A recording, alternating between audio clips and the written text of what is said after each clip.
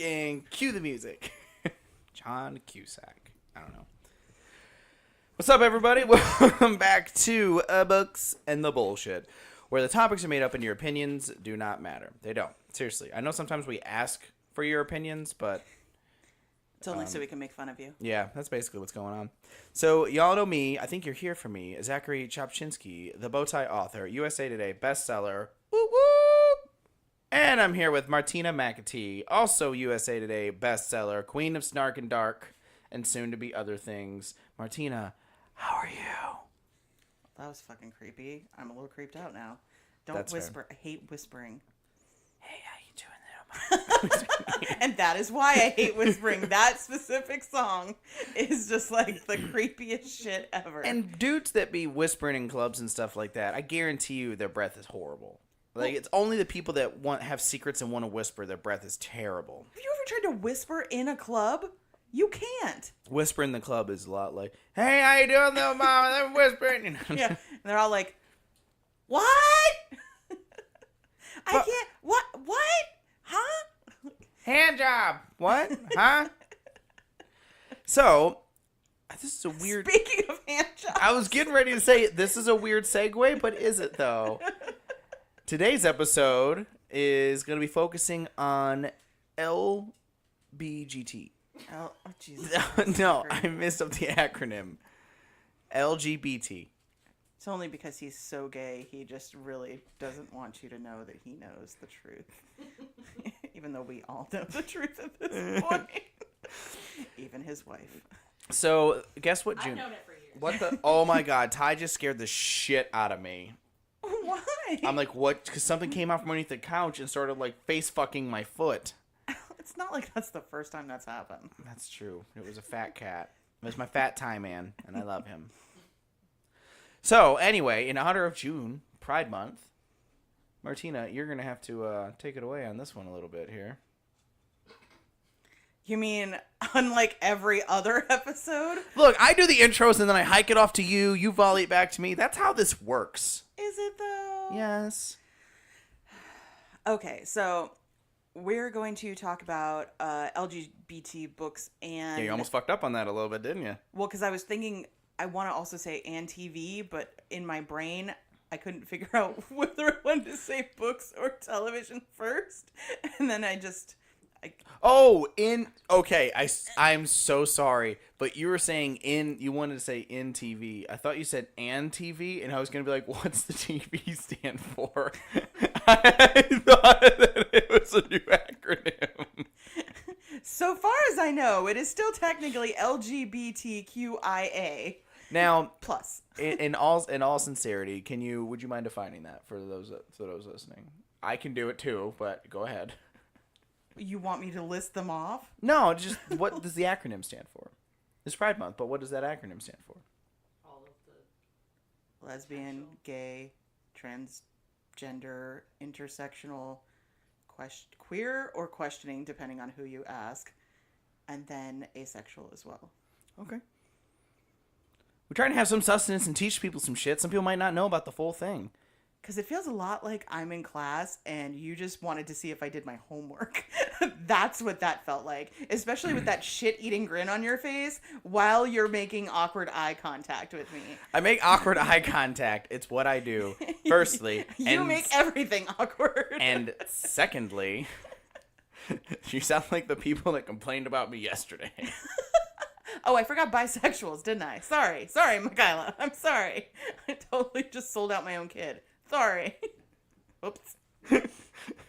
That's because you're her kid. You're always second class in her eyes. Unfortunately, that's just how that works.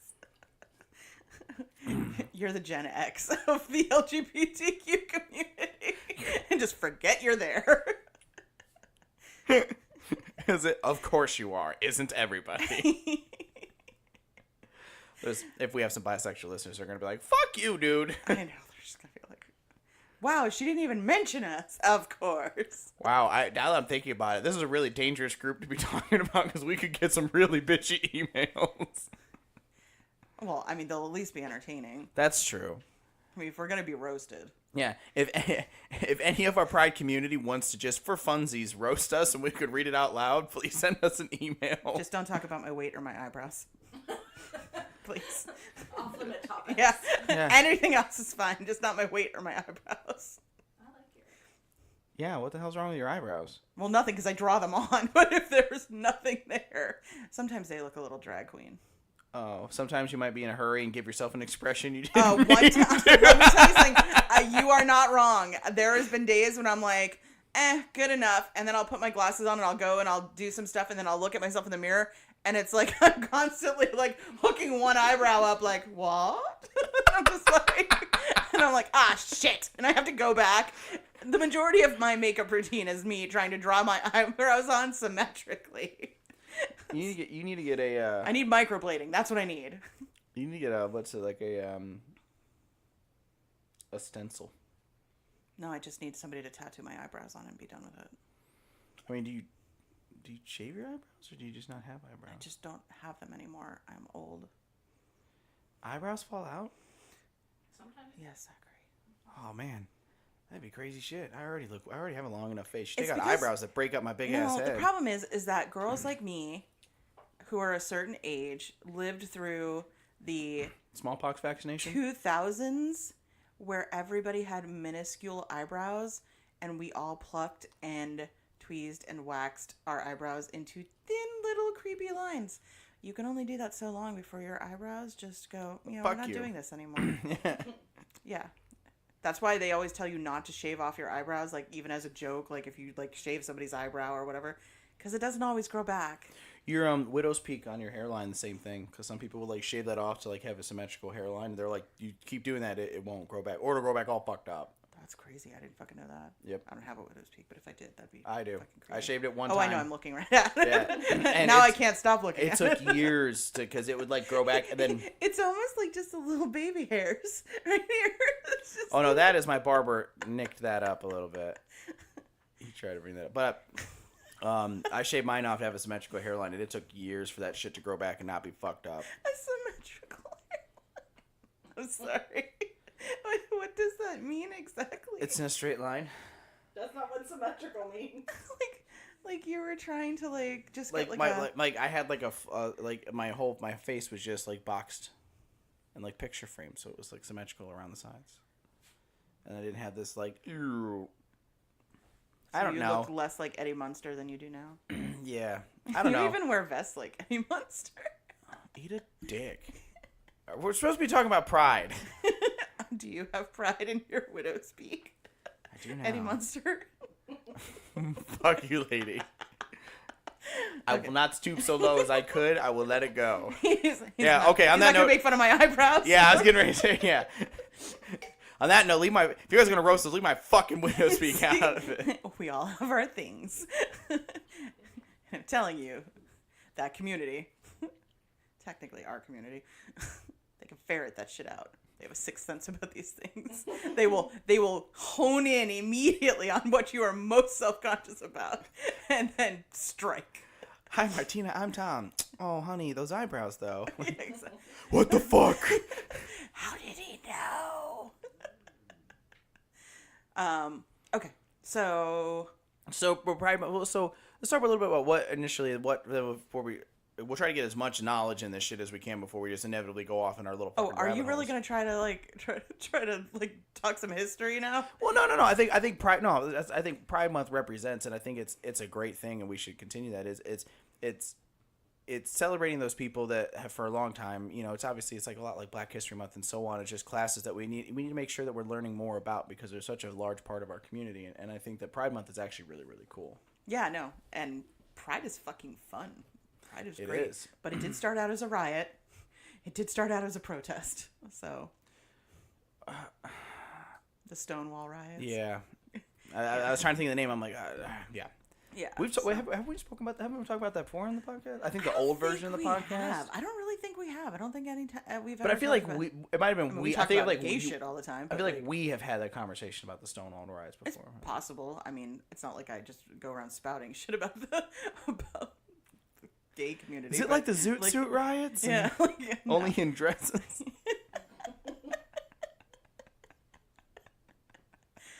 Oh God. It's like the I'm Zoot so Suit sorry. Riots I'm only gonna look fabulous. I'm gonna apologize in advance. Like, just like everything else, we take nothing seriously. We don't.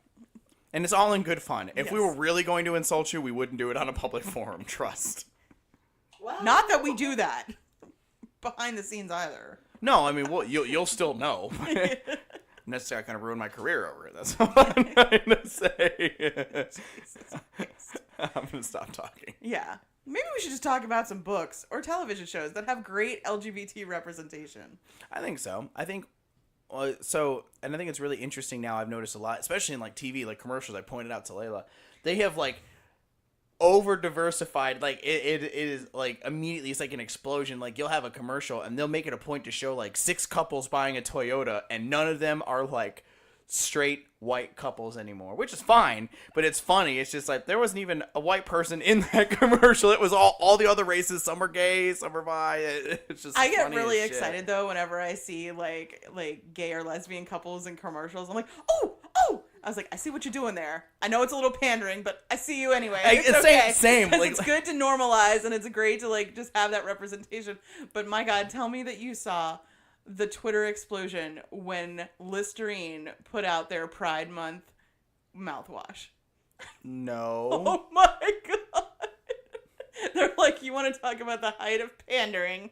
It's like Listerine and it's got the pride flag on the label.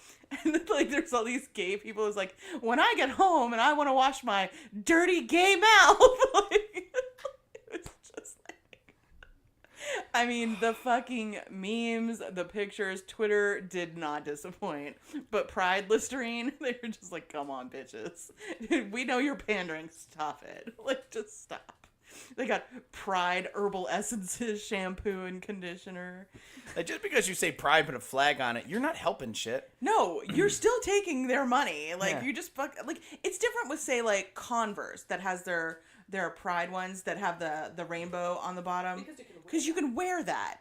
Like, you're out there, you're representing, like, the community or whatever. But, like, to have something that's just, like, something you use at home that Don't they mind me. slapped a pride flag on, unless you're donating proceeds, That's what I was going right, to say, yeah. then you're really just pandering, and we all see you. We know what you're doing. Put some pride glasses out. Exactly. Have some self-awareness. We know what you're Right. doing. You fucking corporate bastards. But then when it's, I feel like when it's done right, and by right I mean, you know, respectful, and you're not like a kitschy thing or just the token gay. I think that's actually done really, really well. And some of my favorite characters ever are gay characters. To be honest, one of my favorite films, if not my favorite film of all time, is The Birdcage. Robin Williams, Nathan Lane. Fucking love that movie. So great. It's one of the funniest movies. Yeah, we have the original, which is La Cage aux Folles here. Yes. I haven't seen that one yet. I know I've you seen have. it. I've seen it on stage. He's cleaning Loki's eye, which is stuck to my foot. Speaking of pride, the dogs love each other. Oh, gross! Can I just get out of this love fest, please? Our dogs are a little cute gay couple. Ty's getting jealous. I know, right? Oh, I have to tell you about a weird fucking dream I had last night, because in a way it does sort of segue into this. So now that I'm writing Male Male Romance, I had this weird dream that somebody asked me if I was letting Charlie edit my book, and my response was, no, he's way too young for that. I swear to God, that is literally a dream I had right before I woke up this morning. Wow. He's too young for that. Not he's a dog. My dog. He's just a baby. I would never let my dog edit my books. He's far too young for that. When he's older, maybe. And he knows about things we'll discuss. I wanted to tell you this morning. I just forgot. I was like, what the fuck is happening right now? This is what happens when I have too much soda. Like, fucking try to fall asleep. We're all on hopped caffeine. up. But anyway, so yeah, and I think one of the I really like seeing it now with the entire shows, and there have been for a while that are focusing really on pride topics and the gay community. But we're starting to see a lot more gay characters and pride characters in general in books, and I really, really like that as well. Yeah, it's been a long time coming, but honestly, if you look at the responses we got on, like, the Facebook page... Okay, calm down. Please don't knock my soda off the table, crazy pants.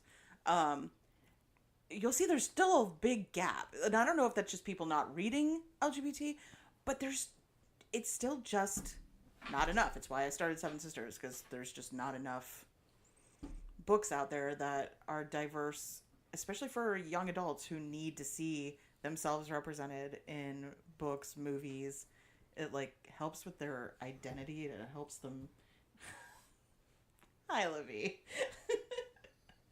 Talk about awkward eye contact. Do you get that from your dad?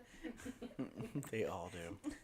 This is big moose just staring me down. Okay. Kicking your fucking can out of the way. This dog is a monster. He's so big and doofy. But we love him for it. Yes, he's like, just, could you just stop your podcast immediately and give me a Love rub me. down?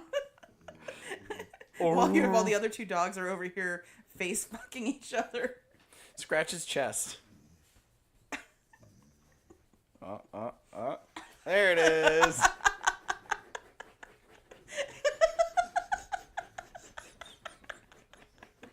Look at his smile. Look at his... Aww, he's so cute. Was that good for you? Please don't stop. He's so happy. I'm sorry, but we're in the middle of a podcast, sir. Can I do this later? And look at those two now. That's what I just said. These He's two are like, face fucking each other. I'm pretty sure they're making out at this point. I don't know what's happening, but I feel like I just stumbled into a really awkward first date. Mom, Dad, we can do Pride Month too. You want to talk about some daddy kink? The age difference between those two. That's an age gap right there. That's hitting all the boxes. Oh. Don't mind Levy. He's deaf and sounds like a Song of seal. your people. I feel like we just stumbled into The Little Mermaid. He's serenading them while they have their first kiss. Sha-la-la-la-la-la. Oh, God. This is some gay shit going on right here. I know I've got a threesome happening on my lap. Alright. What is happening right now? I don't know. There's literally 3 dogs on my lap right now. They really like this subject. They want to participate. This is so funny. So, Okay, let's try to not derail this. now entirely. diversity in books. I think that's something that you and I both spoke about that we've actually focused on really heavy in our books. Yes. I think it's very, very important. I think you hit the nail on the head there is, people... I personally want to give people that opportunity to see themselves in my characters. That's the fun part of it. That's Libby. Alright. Had enough. Charlie's like, wait, what did I do? Sorry, Layla has to mom the dogs. Hang on. He's just like, what? But I was having fun, Mom. I was on the podcast. I was saying the stuff. I was singing the song of my people. Loki has an erection. Oh no! God damn it, Loki! I knew weird shit was going on. He's just a baby. Get away! Apparently he's old enough. Get away from my dog. Okay, no! No! Whatever's happening here, please stop it.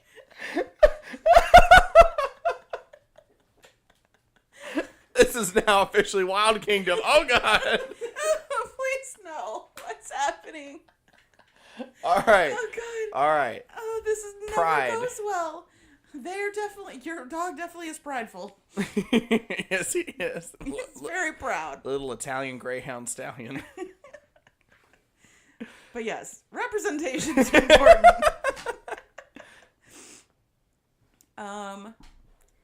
I will say that it's He's on.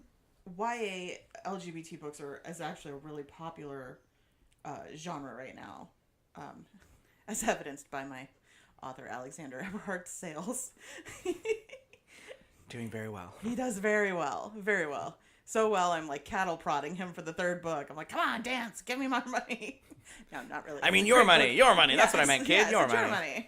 Totally.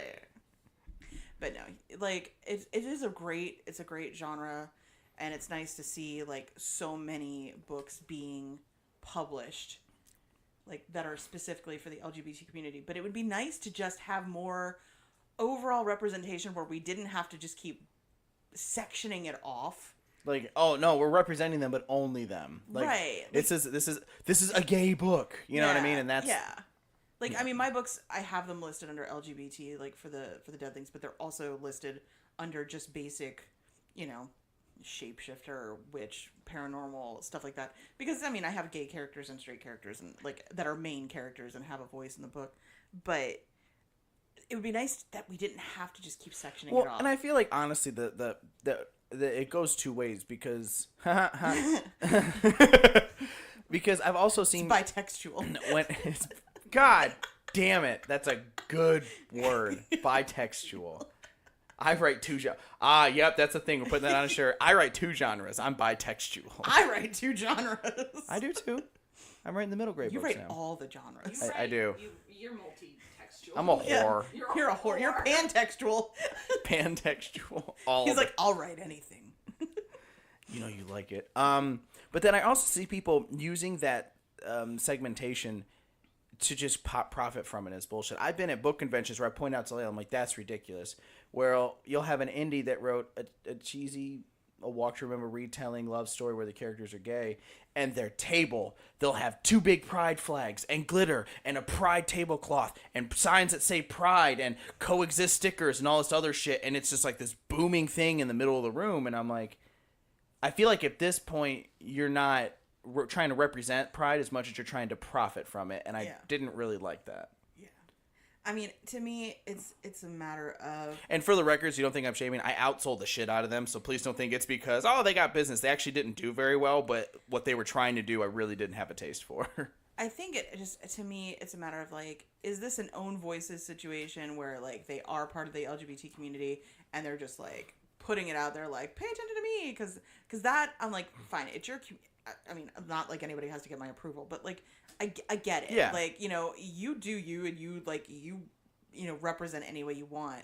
But like with my one author, you know, like when we first discussed, like, you know, what do you see like as your book cover? You know, he had this very like rainbow pride flag. Like I was like, Tone it on down. its face, that sounds like a great idea, maybe for your logo, like, but. Let's bring this back to an actual marketing standpoint. Like, what's going to sell books? Like, I was like, why don't you just let me handle that? Because, I mean, that's my job to know what the market is. But, yeah, like, so I think a lot of times it's just a matter of, like, I want people to see me repping my community because, like, these are my people. Like, and I get that. But at the same time, you still have to look at it from a marketing standpoint. But if it's other people, like, if I was to go out there and try to sell my books, like, throwing pride flags at people... I would feel like a fucking asshole. Like, you know what I mean? Like, I would just be like, yeah, are you gay? Sometimes, but not always. Like, I'm not saying I haven't visited the country, but I don't actually live there. I vacation there, so Sometimes. it's nice. Especially when intoxicated. But It's a great drinking town. exactly. I'm just saying, like, The food's great. Yeah. On the Kinsey scale, I'm like a 2.5. Like, I'm just like, so I don't really like to say that I'm like a member of the community, but I have gotten a visitor pass. I am sponsored. Yes, exactly. Well. But I mean, and that's kind of the thing also, and I think that's a negative thing that we also have to be looking out. And, you know, and if you are writing or promoting pride and things like that, don't. My advice, again, not being of the community itself, just being a strong supporter and having family involved in it, you know, be keeping it real. He's a little bit of Harlan. Don't like profit off of that solely. Like, don't make that like your, oh, it's a gay book. Like, well, it should really have more sustenance than that, because then also you're kind of... The one caveat to that, of course, is gay romance. Yeah. Be as gay as you want. That's the whole point of the book. There's an A word that I hate using because I think it's used as a negative weapon as well. But don't pretend you are something that you're not to profit off of it. You know what I mean? What's the A word? I really don't like it because I don't think it's used appropriately. Asshole. No, I like that word. Appropriating. Oh. You just don't like it because you think people pointed fingers at you. They do all the time. But again, it's there's a fine line of doing it. On the surface, anything could be appropriating. Well, see, and that's the whole thing is, like, in gay romance, 85% of gay romance is, like, male romance is written by women. And read by women. So, it's kind of a strange dichotomy where it's like, I mean, you do have male authors and you do have male readers, but the overwhelming majority is women. And I'm sorry, this is really gonna make me sound like an asshole, but women just write romance better. And I think it's because women are more emotional about, like, sex and romance and stuff like that. Whereas you can almost always, we have had this discussion before, you can tell when a guy writes a book versus a woman writes a book because women are much more in their characters' heads as far as, like, it's some of the things I have to get out of my authors, especially my male authors. I'm like, okay, you're telling me they're in love, but I don't see it. I don't see it happening. You got to bring me in. You got to, like, you've got to let me, you got to lay breadcrumbs, like, because then it seems fake if you don't, it's like, oh, well, now I told you that I liked you. Well, how did we know that beforehand? Well, I just said it. Well, yeah, that's great, but that's not, it's not how There should have been flirting or something. Yeah. like, yeah, there should be, like, sparks. There should be, like, longing looks. And, like, and women have that down to a science because we've been trained since we were in fucking diapers. Like, so I think that in that respect, though I will say that one of the biggest New York Times best-selling male-female romance authors is fucking Kinsey Six Gay. She's a gold star lesbian. Married to a woman's got 2 kids, and she hid that shit for years because she didn't think people would buy her books if they knew that she had never fucked a man. I mean, I guess look at how successful male romance is with women who've never, like, had gay sex. I suppose that can be under the same auspice of like how men seem to have a fascination with lesbian relationships. Yeah. Well, I mean, here's the thing. There's a difference between, I think, romanticizing and fetishizing. Like, men don't give a fuck how 2 women got into bed together. They don't care. Camera starts rolling, 2 girls start fucking, and they're like, I'm in. Like, with the male romance thing, they want a story. Most women started reading male romance because male-female romance became so misogynistic and alpha male / simpering virgin, like, he's a total dick to her, and then she wins him over, and then she's the one girl that he decides he doesn't get to treat like a piece of trash. People got sick of that. It's like, I mean, as they should, because that's fucking gross. But I think, and it's not healthy for her in a psychological relationship. right, but I mean, it's just like, it's a strange thing. But with male romance, no matter how emasculating one man is to another, like, if it's a dom sub relationship, if it's a one's more masculine, one more feminine, they both are men, so they start with a level of equality that a male-female relationship will never have in this society as it stands today. So even if a man chooses to be dominating of another man, it's like an equality thing. It's like, a mutual respect and understanding. Exactly. And you can even see that in gay porn.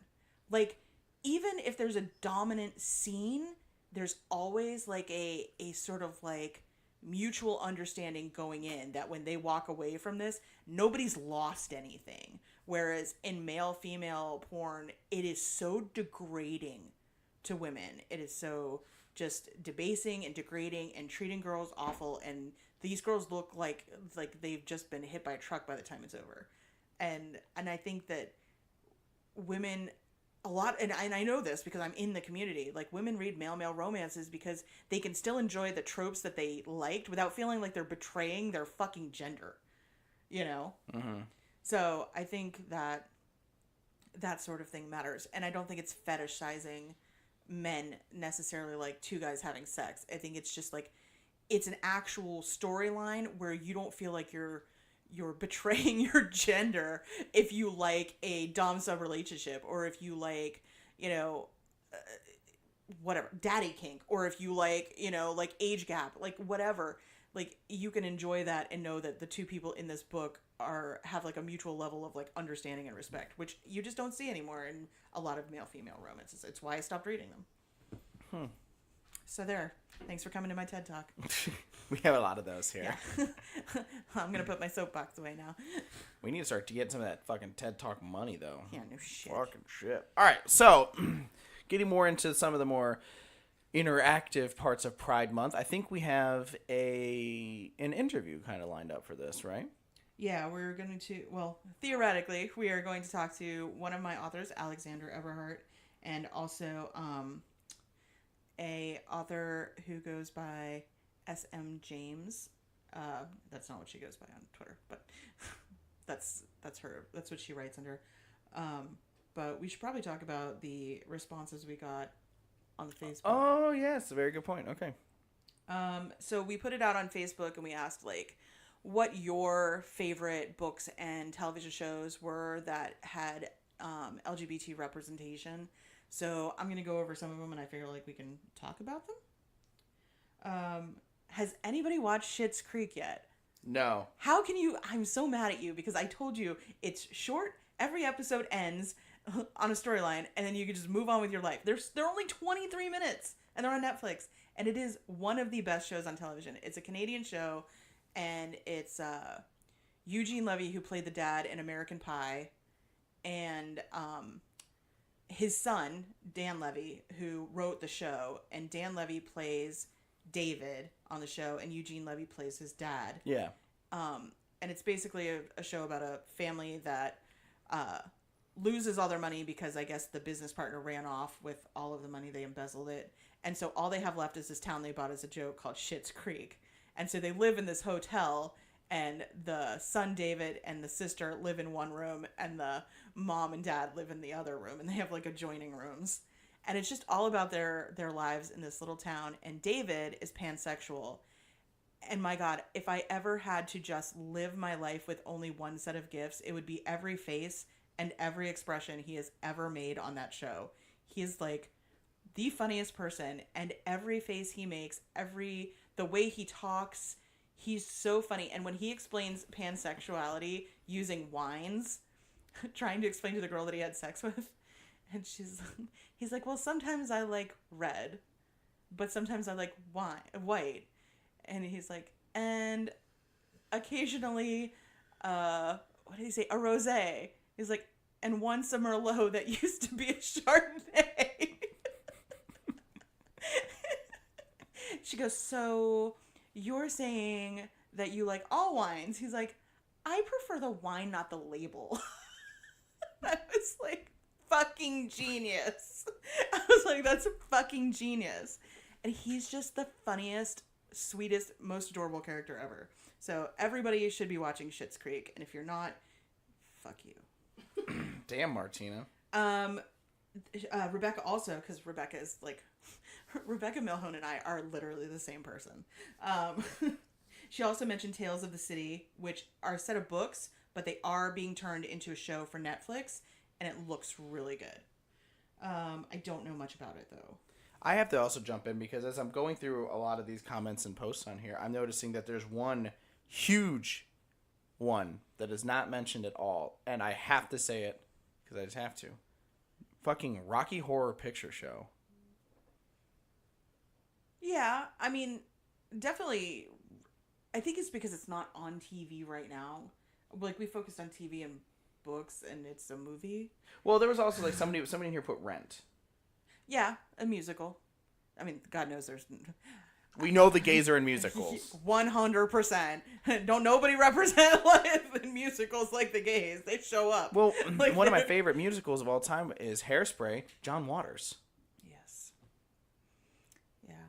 Hairspray was fantastic. The original one too with Ricky Lake. Yes. God, I loved that when I was a kid. I used to watch that all the time. The music was fucking fantastic. And then watching like how they integrated some of the old ones with the new one, like the masked agents that came in and sat down in the audience. There was like 4 of them. One of them was a really skinny white woman. You're like, that's fucking Ricky Lake. And in the beginning of the new one, there's a flash runner flashing everybody, and then you get a glimpse of the face, and it's like, that's John Waters. Okay, like they kept putting that stuff in there. It was awesome. It really was great. But yeah, no, Rocky Horror Picture Show. I remember, like, I mean, it also was like one of the most panned movies ever. Like, people hated it when it came out. They hated it. That's why it's so funny to me now that like it's got such a cult following. I mean, it's huge. Well, when they're, because they don't film movies in order of scenes in there, and Meatloaf hadn't done any of his scenes yet, and he actually walked onto set down in the theater when they were doing Rose Tint My World, and he freaked the fuck out because at the time, even though it was Meatloaf, he was very conservative and religious. And he stormed out. I will not do this. And they're like, we'll pay you more money. We'll do all this thing. It took them hours to convince him to uphold his contract and do the movie. And now he says, I would have been severely disappointed had I not done it. But at the time, I was just shocked. And I was like, I want nothing to do with this. I mean, I'm not going to lie. If I had no idea what Rocky Horror Picture Show was about, and one day I just walked into a theater and there was Tim Curry in a fucking wig and some pearls and a bustier, I probably would have at least stopped and asked some questions. Like, I'm sorry, what's happening here? But actually, if somebody tried to explain to me the plot of Rocky Horror, I'd have been like, it's a fever dream. Are you on crack? Like, what crack? Crack is what you smoke? Like, are you smoking the crack? Tim Curry, the original pansexual. Oh, God. He was fucking everyone in that show. Yeah, in that movie. He looked amazing. He was amazing. He really was. And then, I did not realize this, but in the musical, like the stage production, Giles from Buffy was Rocky. Did you know that? No. Uh-huh. He killed it. He fucking killed it. He toured with them and did, like, I was just like, what? What is my life right now? How did I not and then he know did this? great in Repo the Genetic Opera. Sorry. Oh, yeah, that's right. He was the dad. He was the Repo Man. That's right. That's a good movie too. Yes, it is. I haven't seen that in forever. A friend of mine from South Carolina, Travis, he's actually a teacher, but huge cinephile. So we would always talk about movies and stuff, and he literally had thousands of DVDs. Like, he had a renter's insurance policy on his DVD collection. And there were some great movies that I would have never have seen if it hadn't been for him. And one of the ones that I always attribute back to him was the Repo the Genetic Opera. He was like, it sounds weird, Zach, but seriously, if you like musicals, you'll love it. And he'd let me borrow it, and I loved it. It's amazing. Well, it's like my nephew was obsessed with Neil Patrick Harris's was it Dr. Horrible? Yes. Yeah. It's on, like, I think it's still on Netflix. Yes. Yeah, and it was like a musical, and it had the dude from Firefly, Nathan Fillion. And and the girl who plays Charlie on Supernatural. Like, it's Felicia Day. And I was just like, I remember watching that the whole time going, what the fuck am I watching? And as soon as it was over, I was like, let's watch it again. I was like, let's watch it again. I'm like, I feel like I've missed a lot, but let's just do it again. See what I can. So, I mean, I think musicals have always been very inclusive. And I think for a long time, I think that was the only place you could be inclusive was like off Broadway. And then if a hit, took off, then everybody just jumped on board to be fucking, part of the crowd, to be sheep.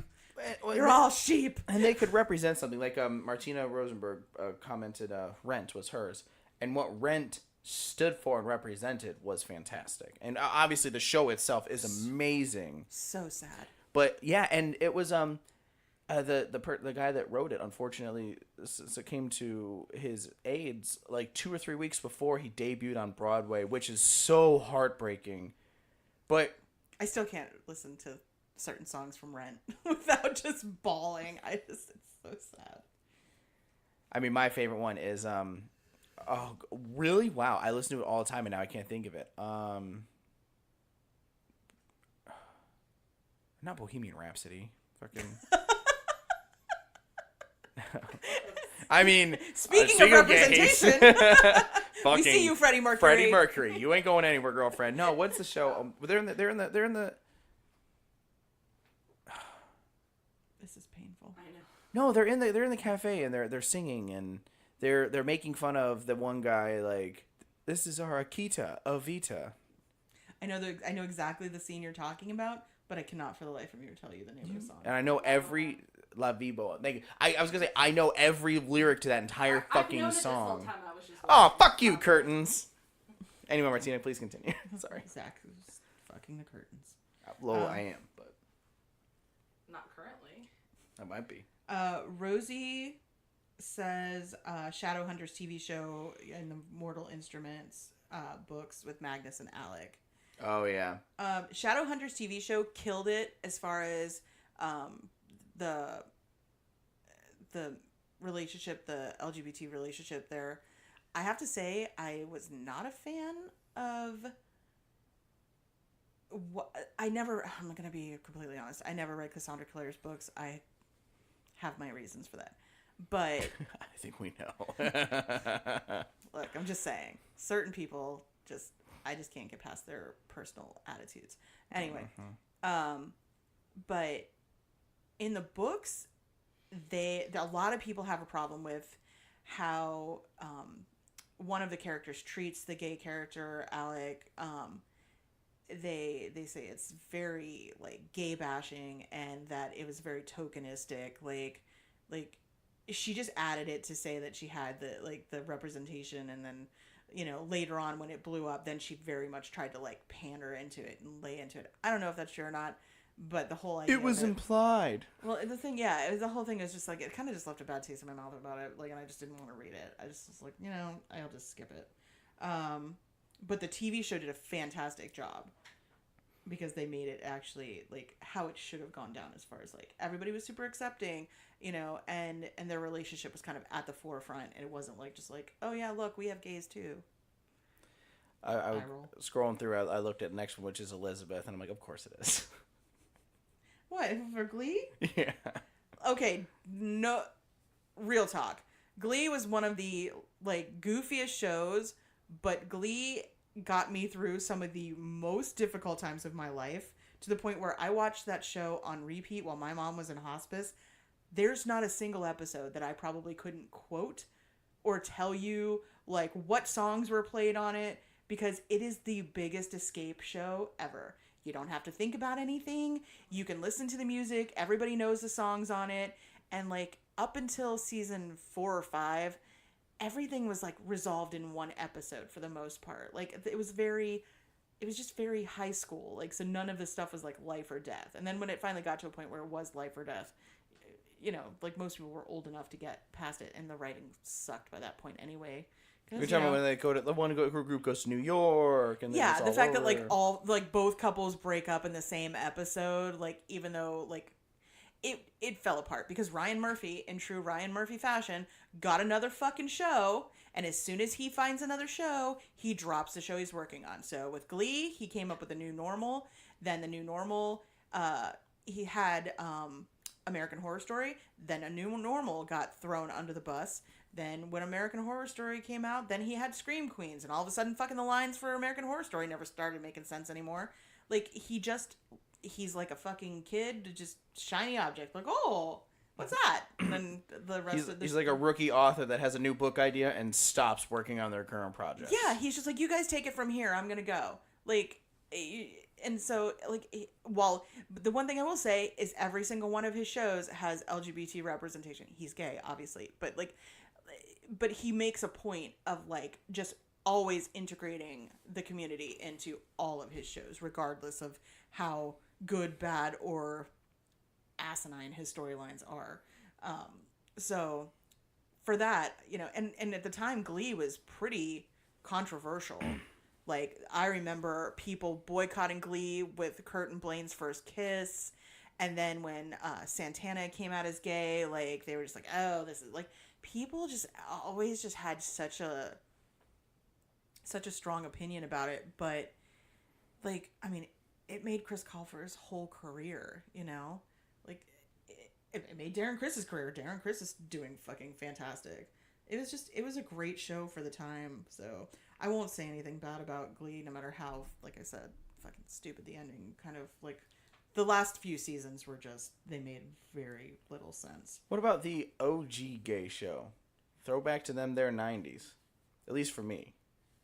Will and Grace. If we're going back to 90s shows, what about the L Word in the 2000s? Oh, or yeah. Well, and Will and Grace, they recently started making new episodes, apparently. oh yeah, no, it's on Netflix. Yeah. Yeah, you can watch them. It's pretty funny.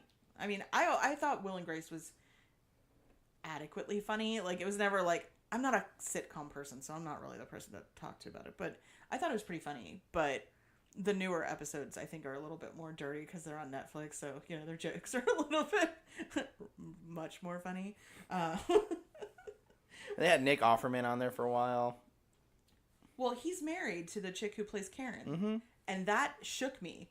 I only found that out like 3 months ago, and I was like, oh my god, they make the most amazing couple ever. Well, I was like, their Twitter is fucking on point. In They're Parks and hilarious. Recreation, she comes in, and, you know, I'm sure that's probably not your show either, but... yeah. There's some pretty funny episodes of that show. But she's his ex-wife Tammy in that, so she keeps popping in, and they keep having, like, flames. It's hilarious. But that's perfect. Like, I love when couples do that shit. Sorry, I lost our post. We were at Elizabeth. We were talking about Glee. Yeah. So, I mean, but I really think you can't, like, talk about, like, that, like, television shows and stuff without at least mentioning Glee, because it really was pretty progressive for its time. And not just with, like, with LGBT, but also with, like, just, they had a character in a wheelchair that they didn't treat like he was, like, you know, like, he had relationships, and he had, like...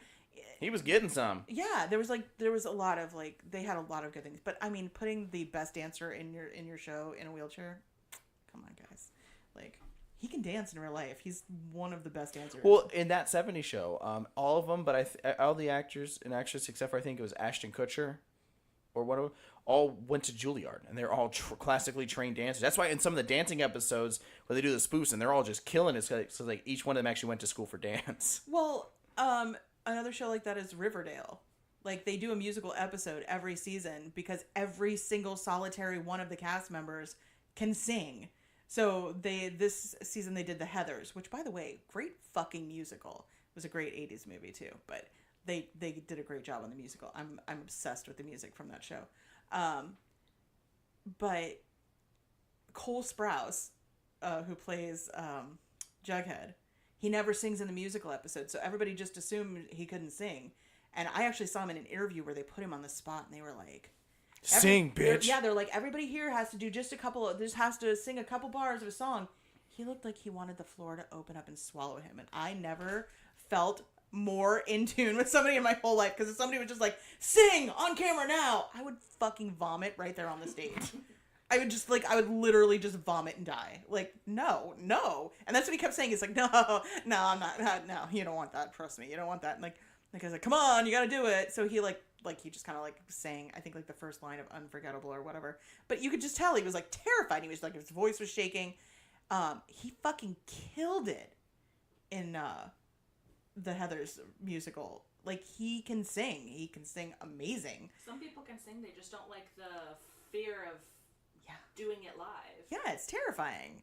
It's like... It's something you can easily screw up if you're not focusing on it. Yes. That's why it's hard. It's not like talking. And if you start in the wrong pitch, you're fucked. You're screwed. Yeah, you're fucked.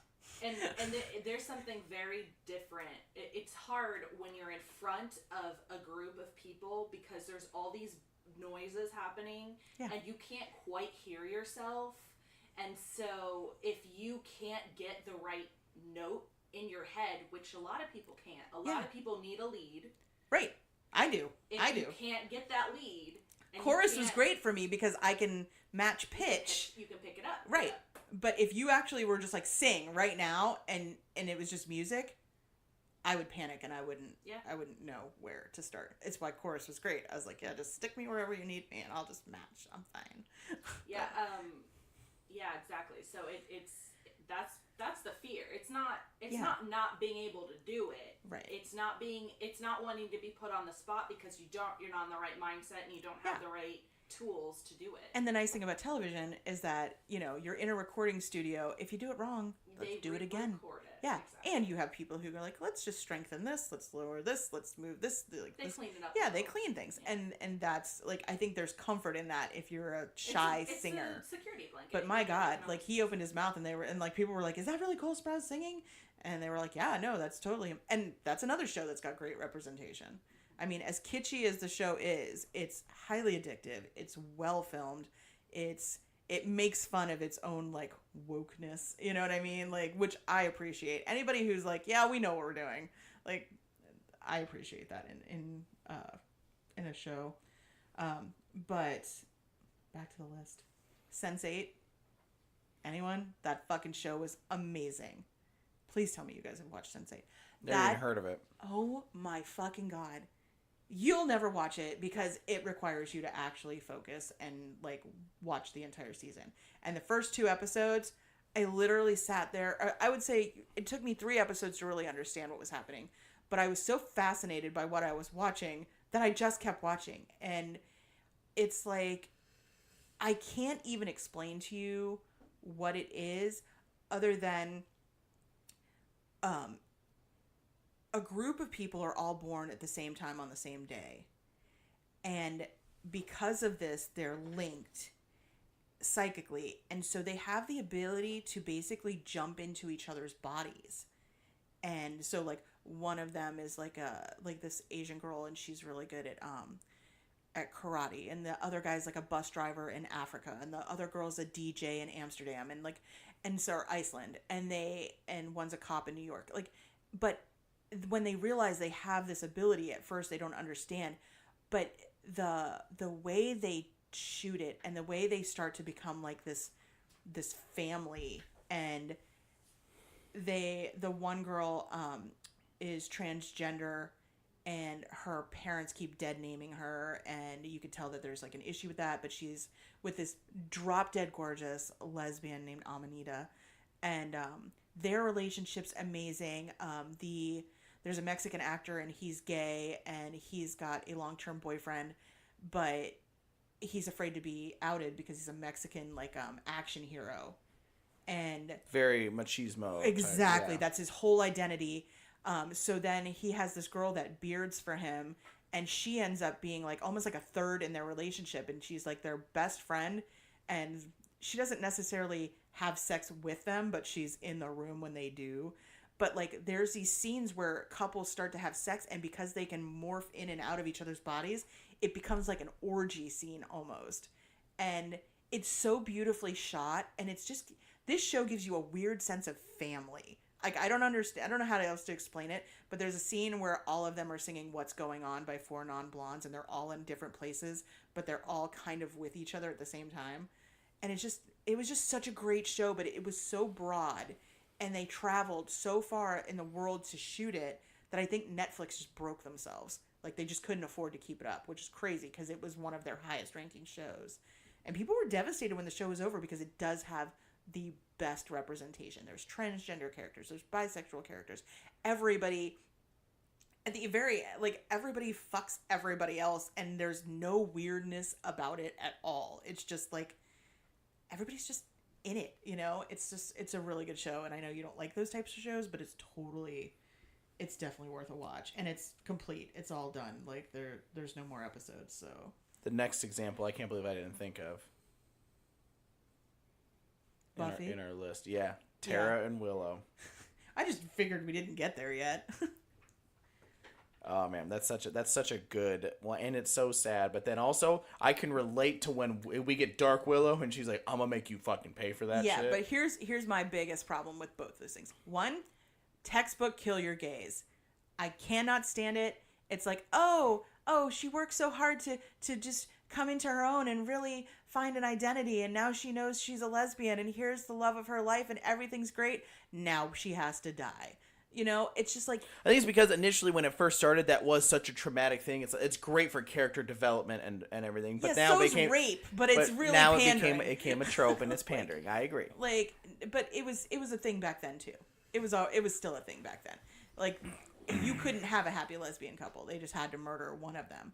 But also, I still remember when Willow went dark, and they put the tagline. And she came back, which was weird. Yeah, they said, something Wiccan this way comes. And they were like, I was like, yeah, that's completely categorically wrong. Wiccans aren't dark. Wiccans don't go dark. It's completely against their entire code. Like, there's no dark Wiccans. That's not a thing. She might be pagan. But there are no dark Wiccans. That's just, you can't be both. It's like saying that you're, I don't even know what the representation there would be without getting in trouble. But I do want to list off the books that ESM James mentioned, because there's actually a lot of really good ones. Simon versus the Homo Sapiens Agenda. I think that might be the first one that really hit, that was YA LGBT specifically, that has a movie with it called Love, Simon, which was also very well done. Carry On by Rainbow Rowell. She also has a lot of really good representation. Her and Becky Albertalli. Ariane Dante, Radio Silence, Running with Lions. Oh, I love Julian Winters.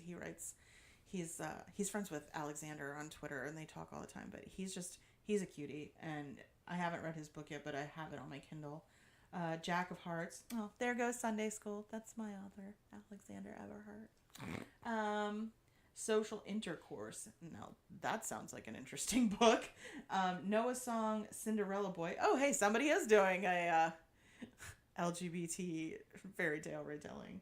There we go.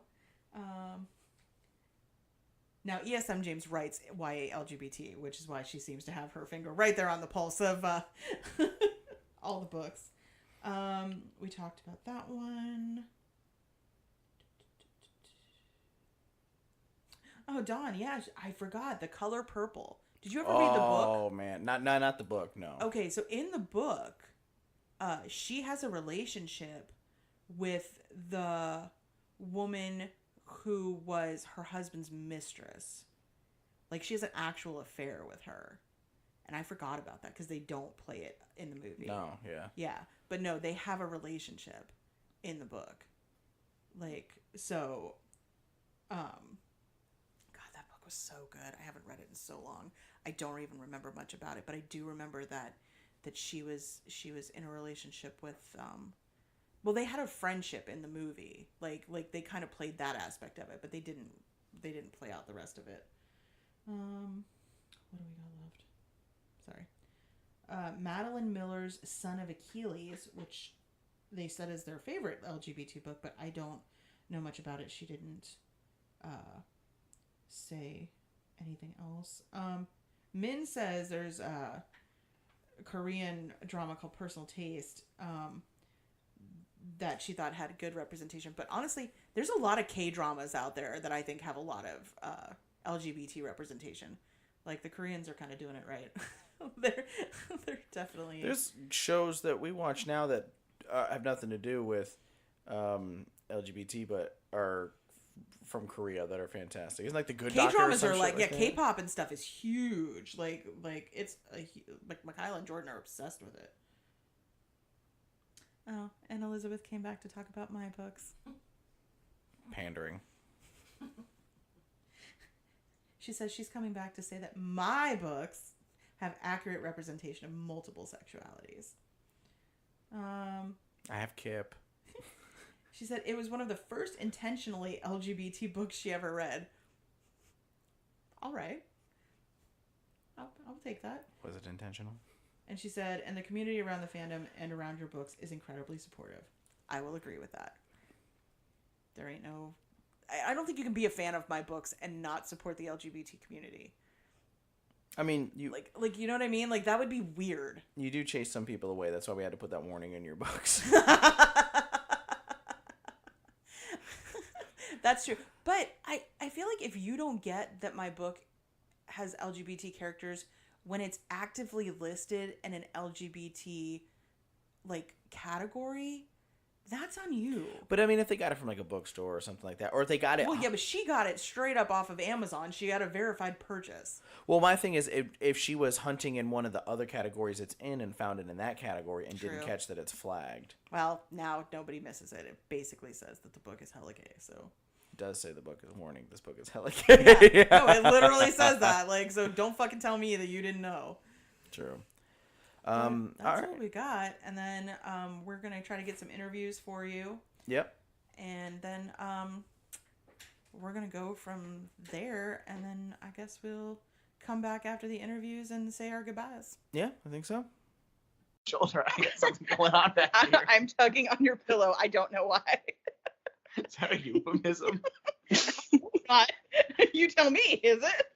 I don't know. I'm not a I pillow. mean, Kate, You're pillow biting is a thing. It's fine. He would. Zach would know. I'm sorry, no. Would you? No. Well, no, a power bottom would know pillow biting. A pillow top wouldn't know. Yeah. Pillow biting.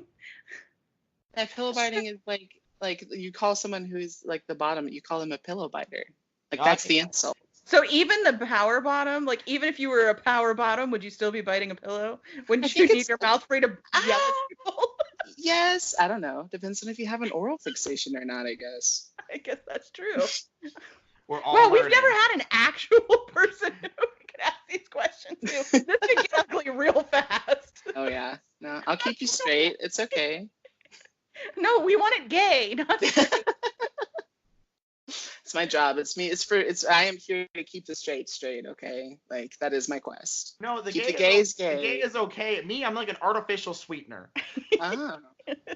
You're gonna kill everyone with cancer eventually? Probably. I mean, you're not wrong. Yeah. I do drive a Amazing. car. You drove a car? The fumes. Oh, Oh. okay. That was a bad joke. It I'm wasn't not a laughing joke. at I was that. making a correlation. Let's just ask him some questions. How about that? You're good at asking questions. Why don't you ask some questions? Oh wow, it's not a sit here and be pretty thing I get to play now. You're always volleying shit to me and then being like, dance, monkey, I'm going to play on my phone. Fucking do some heavy lifting for a change and ask some fucking questions. I know everything there is to know about Alex. It's true. We talk He's on the mine. daily. He's fine. He's mine. I bought him. That's For actually 3 years, true. he That's- belongs to me. Yeah. Yeah. So, Alex, it's a question mostly to Martina, but it does involve you. Martina, was it Alex that I was mistaken for? Yes. Okay. Yeah, you look exactly alike. I can see how they made the mistake. Yes, absolutely. Yeah, no, that was a very awkward conversation. Awkward for you. You weren't even there for it. No, but he ran away. And deleted his social media. I actually talked to him the other day. He just popped up randomly. He hasn't been doing very well physically. He's got like, I don't know, something going on, but he seemed like he was feeling better, so he was back on social media, which kind of was a relief because I felt like we literally traumatized this person to shut down all social media. He and was run a away. super sweetheart too. I was like, no, come, you can come back. Martina's gonna be here in like a minute. Yeah, he loves you. He loves you, Alex. He loves you. Yes. He was fanboying so hard. Zach was so excited for 5 seconds when he thought he... Well, no, I immediately knew he didn't know me because he mentioned Sunday school. Oh, okay. He was like, bitch. Yeah, like that's like thing number one. It's like, oh, are you trying to convert me right now? Like, what is this? What kind of conversation are we having right now? Yeah, I just rolled with it. Yeah. As usual, Zach's like, Sunday school. Yeah, I loved Sunday get it. school. I've said, oh God, more than once in my life. Haven't we all? It's Alex's book, they're getting down in the bathroom at Sunday school, chapter 1. it's at church camp. There's like a degree of separation at least. Yeah, from them in the choir. Exactly. It's fine. Degree of separation. I know this was like a totally like almost kind of like contemporary, like you have the one guy playing the acoustic guitar and singing like the pop version of Psalm 104. Like, yeah, like you can dig that vibe, right? I 100% remember the fucking old lady who would take her guitar up to the front of the stage at Episcopal Vacation Bible School and make us sing the Our Father song as a song when it's just a fucking prayer. I love it. Ugh, it was amazing. awful. And then she just was like, she's 100 years old. She was constantly getting the chords wrong. It's just like, I'm really actually having a little bit of a You flashback. expected her to be able to like hold on to those chords with her terrible arthritic hands? Like, She's just strumming a D. it's not the only D she was strumming. We all know those church ladies. I'm saying that works for your book. Dude, I still remember in that same camp, she directed the school play, which was called Salty the Songbook. No, And it was That sounds like a it was drag the queen. songs book, Literally, and we all had to I remember audition. this.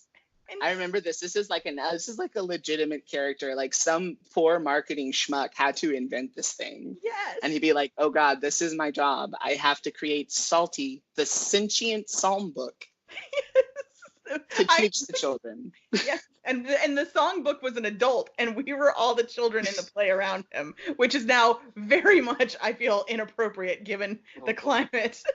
Oh Lord. They were trying to create a character that the kids felt safe around. Oh, don't worry, kids, the book won't touch you. Yeah, except they named him Salty. Don't lick the songbook, no matter what he says. Oh my God. That's amazing. All right, so go ahead, talk some more, say some more things. Oh, some more things. Okay, I can do that. So you write the gay. Yeah. I do write the gay. I thank you for noticing. That's so sweet of you. It was subtle, but Yes. definitely solid undertones. Oh, Yeah. yes. All those boys making out with each other. He didn't quite get it at first, but eventually he picked up on it. No. You just have to read like between the lines, and then you just have to read the lines. So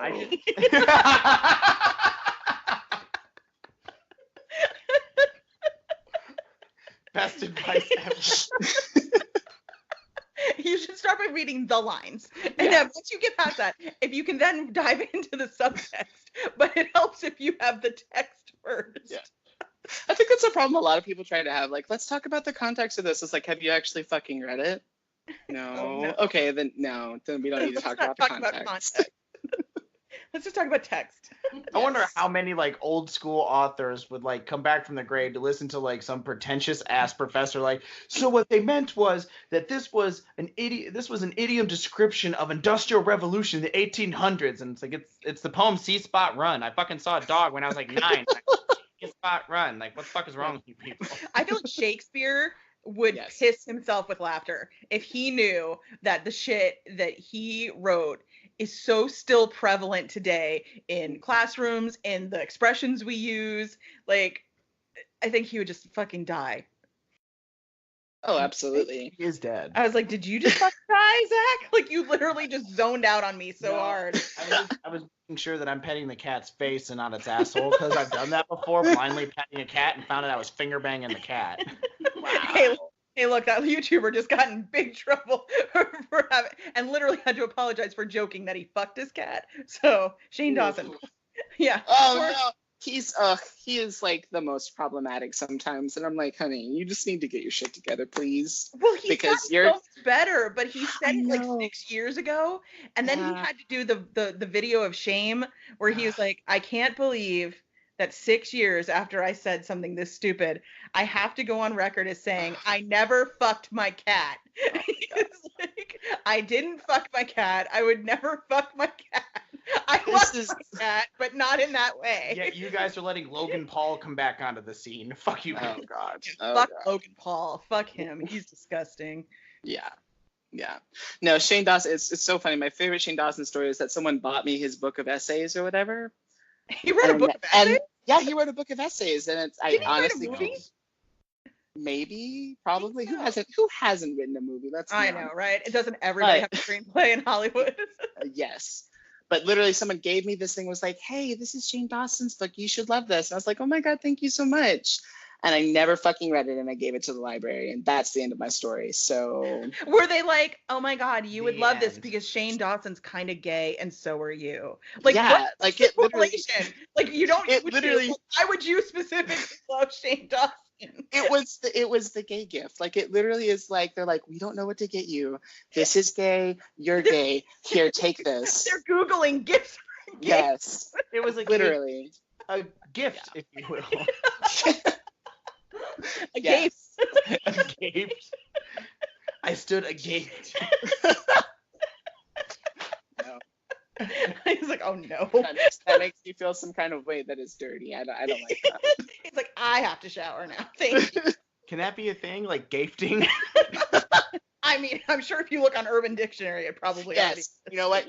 Gifting is totally a thing, and it is where you just give gays gifts, and I am open for any gifts at all. If I am open you for know, gifting. I take cash and checks. My PayPal is. Yes, absolutely. Yeah, Alex has been campaigning for it to be one of those dominants, like money slaves, where it's like he's like, I'll just talk to you and treat you like garbage, and you pay me money through PayPal. It's called sexual. Was that monetary domination? It's called or whatever. Yeah, where you basically just treat people like shit and they PayPal you money. I'm trying to get her to do that. Oh, I thought you were pointing at Layla like that's how you got literally, her. every day at my muggle job, I have to talk to really old people over the phone. And I have told the ladies that I work with, I said, ladies, this is what you need to do. You need to find yourself one of these old men who are so wealthy, and you need to go be a sugar baby. Just please, come learn from my ways. It's not that I've ever done it. I just know how to do it. He's like, I personally wouldn't do it, but you guys are kind of skanks. So maybe you should strike while the iron's still mediocre. That's exactly what it is, because they'll just message me to complain. It's like, oh my gosh, this guy was so old and was being so creepy, and I was like, yes, but is he rich? Okay. Lean into it, honey. Lean into it. Wouldn't those guys be sugar pappies? Yes, absolutely. Sugar grandpa, no. I don't know. I always joke around and say I'm not wealthy enough to be a sugar daddy, so I'm a splendid daddy. So yeah. That's super low money. You could be a secret sugar daddy and be a sweet and low. Ooh. That's a good one. Yeah. No, I think if he was on the down low, this would be a whole different podcast. Yeah, absolutely. Okay, so no, that's what you call the straight guy who has a sugar, who has a gay sugar baby. He's gay for pay. He's sweet and low. Yeah, He's totally. Sweet and low. I love this. This is great. This is great information. I hope someone is writing this. Quality content right here. You need to take notes for Urban Dictionary, right fucking now. You're doing all the heavy lifting here, Urban Dictionary. Come on. No, I think, honestly, let's be honest, a sugar daddy that's over the age of 80, we just call them a Werther's original, so. You know all about Werther's, don't you? God damn it, it's a good one. That's genius. Oh, God. Oh, it's hurt. Oh. For getting all up in there. Yes.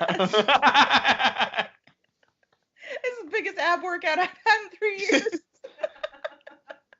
We're gonna be ripped. Exactly.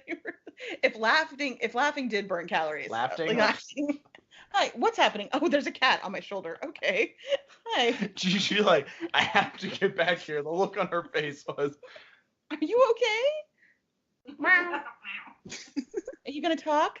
You got something to say? Oh, she did! Did you hear it? No. What did she say? She said, I'm so glad I have your attention. I'm really unhappy with the food situation in my bowl right now. And then she just broke my nose with the microphone. Oh. oh my God. Ow. Seriously, she just whacked me in the face with the microphone so hard that my eyes are watering. Oh no. It's funny. It's fucking hilarious. That's what I get for talking. I'm sad. I'm really sad that I didn't get the auditory, your face hitting the microphone. Yeah, I'm surprised nobody heard that. It just I heard it. Layla heard it. She was like, it was glorious. Oh, great. Glorious. Yeah, you might hear it on the playback because you'll hear what Layla hears in the headphones. Yay. Yo, gosh, I'm a little alarmed by how much you want to hear my nose breaking. No, it's always physical comedy is always going to be funny to me. So I'm the type of person that if you fall down flat on your face in front of me, I'm gonna be like, oh my gosh, are you okay? But then I'm also gonna laugh. I'm gonna make sure you're okay. And yeah, then that laughs first for sure. I thoroughly apologize while I'm helping you, but I reflexively laugh first. See, I feel that's the same thing as eating your dessert first, because you always want to make sure you get that, right? You always want to make sure you finish your dessert. So just eat that before dinner. So just laugh at them before you help them up. So that way you can laugh. Because after you help them up, you're oh shit, your arm's broken. Okay, now I can't laugh. I'm glad I got it out of my system at first. He would still laugh. I might. It depends on if it's bent the wrong way and it looks funny, he's gonna laugh at them. He'll still call 911, but he's gonna laugh. I'm good as long as there's no as long as there's no compound fractures or bones sticking out of stuff. I can't deal with that. Ugh. I'm a nurse and I don't like compound fractures. Mm-mm. Well, I mean, I guess it'd be more alarming if I did like compound fractures. I like to give them out to my patients. Oh my God, is it a compound fracture? Can I go? I just want to hear the bones crunch. That's what I want to hear. That's what I want to hear. I just want to go to ortho and listen to him use the power tools. Oh. Why are you holding your nipple? Hey, look, both my hands are in plain sight, Zach. So One isn't. It's behind me for some reason. I know where my hand is. It's right here. Finger check. Ow. Oh, come on, you should be used to that motion by now, Zach. By the back of, I got this mad cowlick on the back of my damn head. From somebody pushing your head back and forth. Yes. Layla. Layla with her strap on. What are you fucking talking about, Zach? She just has a really deep uterus. Oh, gross. I gotta get all up in there. Can chalk it up to things I never knew. Wow. Layla's apparently never knew either. Well, okay, so like, hold on. If this is a thing, like, do you have a nickname for it? Is it like the Mines of Moria? Like, does it just keep going? Well, if it were any deeper, and obviously not my wife, it might be the Mines of Horia, but Oh, nice. no. Nice. I like it. Yeah, No, if a if anybody's the dwarf, whore in this relationship, it's Zach.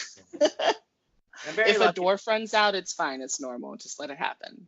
Well, usually you pay extra for that. Hey, my niece used to claim that she had a fucking unicorn that lived in her vagina and gave out ham sandwiches. So, Wow, I mean, that is a talent.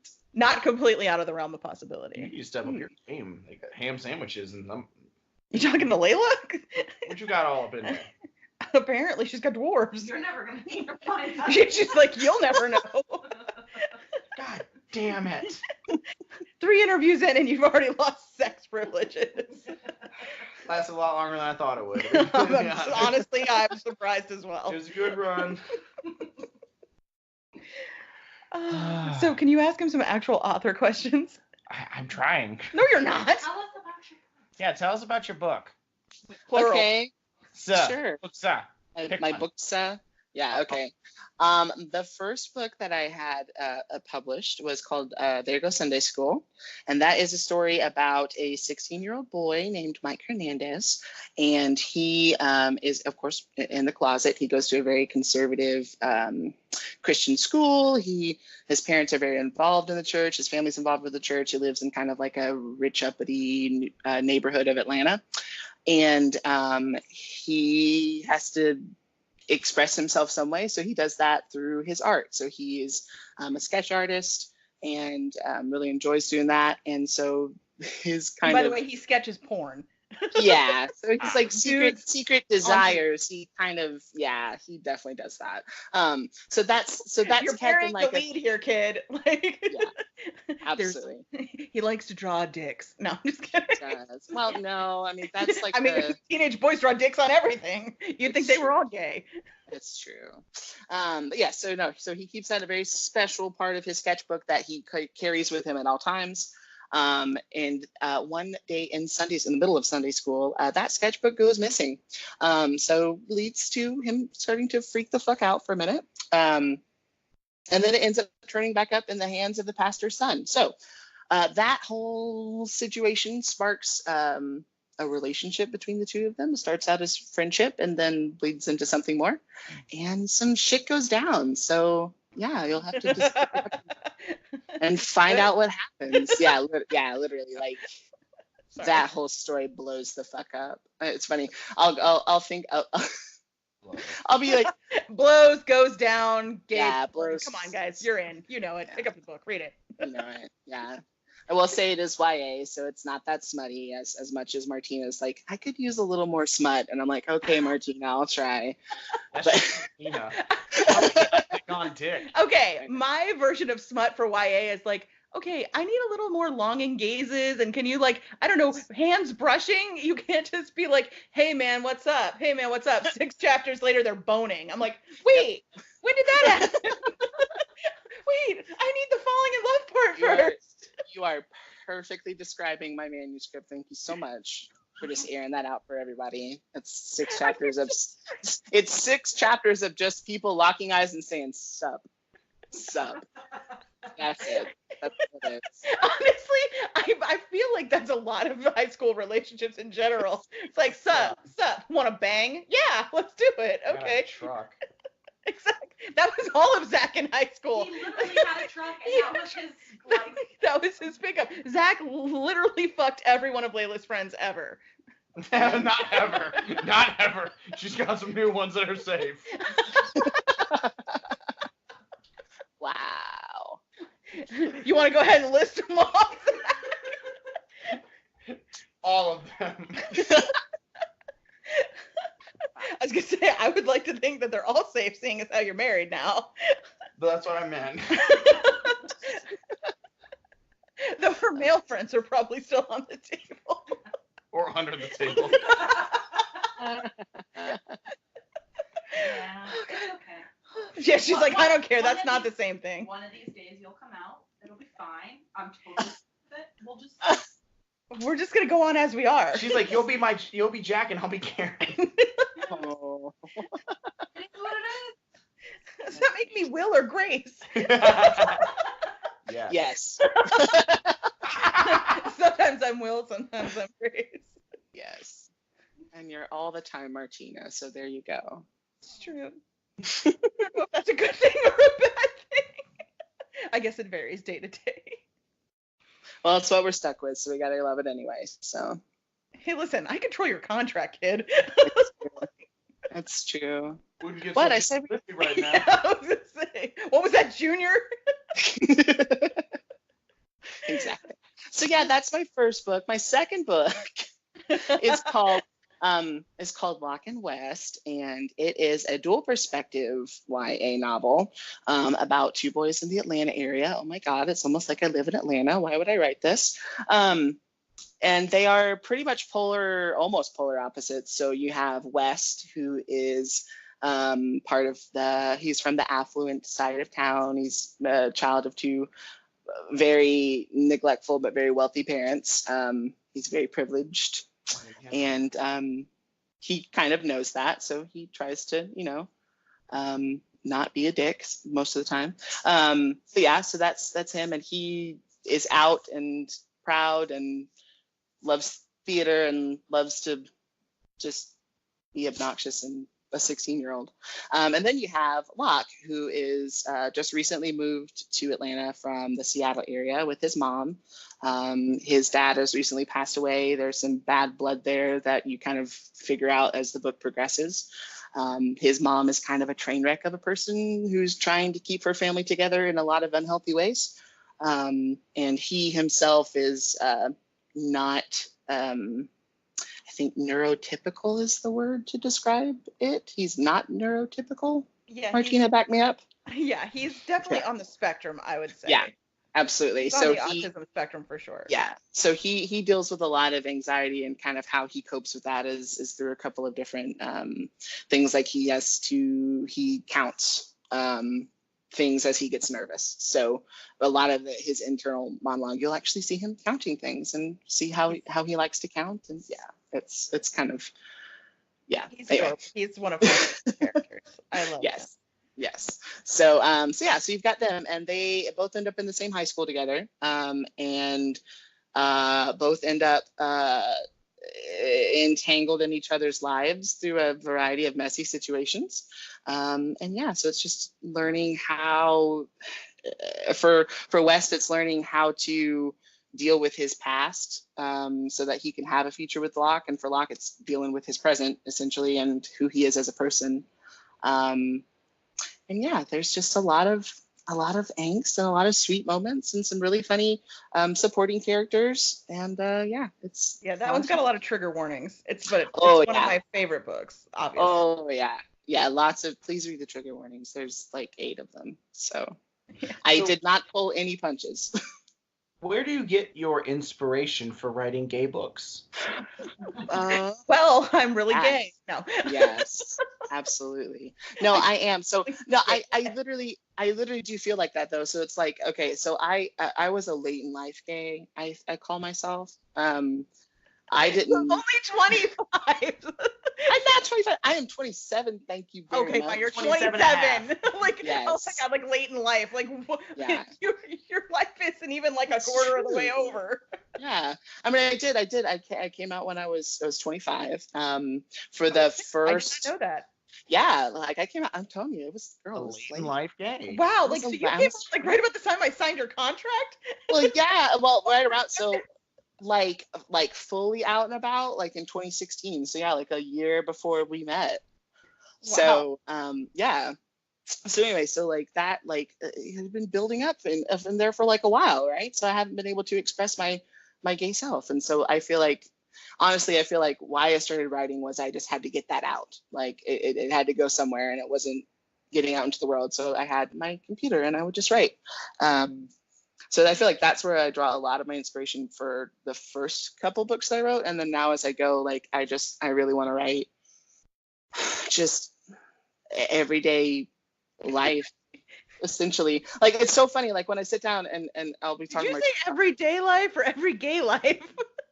well, yes, absolutely, I said every day. I was like, every gay life might be my new favorite hashtag. Everyday life, yes. But no, so like I'll Gays I'll of our start lives. with these are the gays of our lives. But no, so I'll sit down with two characters, and then I'll just start writing their life and just see where it goes. And sometimes it's boring and I have to throw half of it away. But then sometimes I get lucky and it's entertaining and it turns into a book. All right, then. There you go. Okay. And now, are you going to ask him the question? Like, what side he falls on the indie? Yeah, I really like asking this question. Sorry. I don't Yeah. feel like you'll have a problem getting on one side or the other with it. But so in the indie world, obviously, as we're all kind of in the indie world, there are things that we do well, like that really is awesome, good, cool parts about being indie and so on. But then there's also shit that we need to either stop doing or get a lot better at doing. So what are some things that you like about being an indie and being involved in the indie world, and what is some shit that we either quit doing or get our shit together? I love being part of an independent publisher. I love I love the attention that I get because there's not like 18 other authors vying for Martina's attention, and so I can just be her favorite, which is great. I'm really bad at not playing favorites too. Yes. But no, like I like the personal touch. I just like the fact that like literally Martina and I talk on an almost daily basis. And then if we don't talk on a daily basis, sometimes I'll message her or she'll message me and be like, hey, honey, are you okay? Is something going on? Like his it's mom. really funny. I'm just like, I haven't heard from you in 24 hours. Are you all right? Yes, exactly. So no, I really like that. I feel like that's kind of unique for like if you do belong to, I'm sure it's the same thing if you belong to like a group of close knit indie authors, like you kind of play off each other and can bounce ideas around. But no, yeah, exactly. But no, so I really like that. I really like how close you can get to your fan base because like you're literally communicating with them like one-on-one most of the time.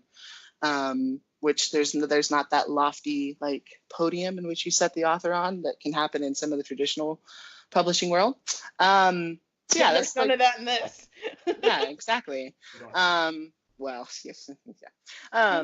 But yeah, so that's some stuff I like. Okay, one thing I do not like. Let me just say this. This was literally one of the first things I said to Martina as I was like getting into the indie world and like researching other indie authors. Like, I was like, why do you put like what the book is in the title line?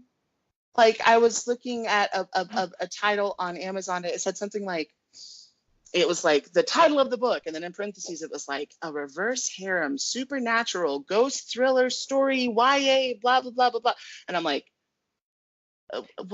it's called keyword stuffing, and Well, it's what yeah. people do for SEO, but it still makes me laugh when I see it because when you realize the amount of tropes fucking romance authors can fit on one title line, Yes. it's almost impressive. Like It's it's like there's a ridiculous. contest out there we're not a part of.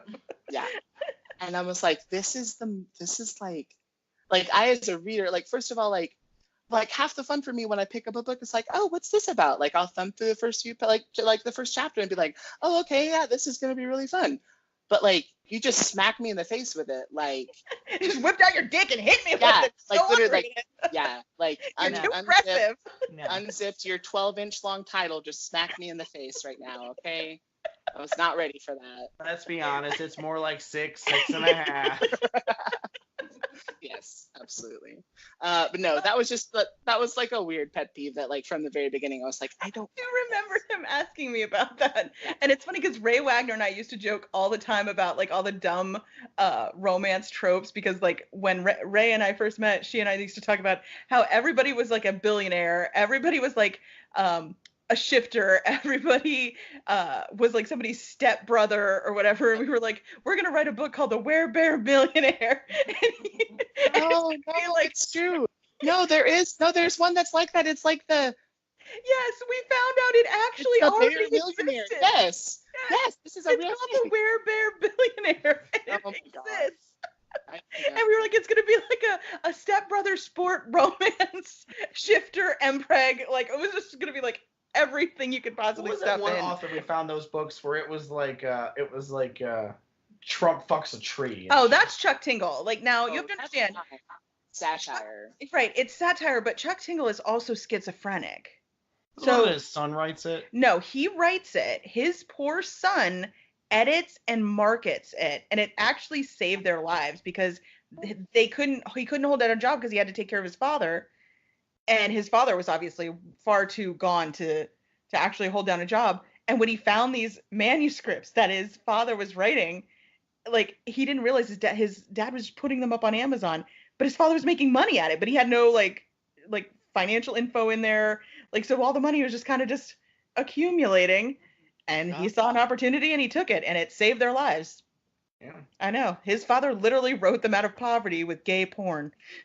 And that's And that's what I'm going to do, damn it. I'm going to save us all with the power. Martina, why do I feel like every time that you sit down to write, you just play like Hamilton's Write My Way Out, just like on repeat, just like as writing like hardcore pornography scenes. Just like... Why are you putting my business out there?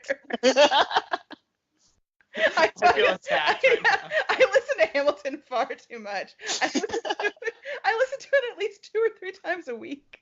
Yes. Why wouldn't you? It's amazing. It is amazing. Mm-hmm. But yes, I don't know. So, I mean, I've only been in this indie game for what, like a year-ish? Oh, it's longer than that now. I think we're at 2. Well, right? Well, no, we're a year out this month from my initial release. So as far as like being quote unquote published,